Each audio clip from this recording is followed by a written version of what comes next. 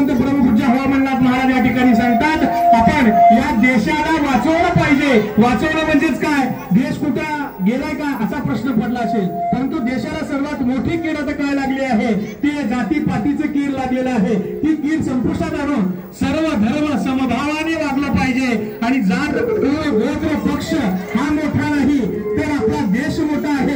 आपण जातीपातीचं राजकारण न करता, जातीपातीचा भेदभाव न करता, आपण जशी देवाची पूजा करतो, ईश्वराची पूजा करतो, गुरुची पूजा करतो, देवीची पूजा करतो, तसे या देशाची पूजा केली पाहिजे. देश टिकला तर आम्ही टिकतो, देश नाही टिकला तर जातपात टिकणार नाही. म्हणून या देशासाठी ज्यांनी ज्यांनी प्राणाची आहुती दिली, भगतसिंग, राजगुरू, सुखदेवासारखे, डॉक्टर बाबासाहेब आंबेडकरांसारखे अनेक महामानवांनी, छत्रपती शिवाजी महाराजांसारखे अशा महामानवांनी या देशासाठी स्वतःला समर्पित करून घेतलं आणि त्यांनी भाषा भाषा भागत गेले. अशा महामानवांचे विचार आपल्या लहान लहान लेकरांवर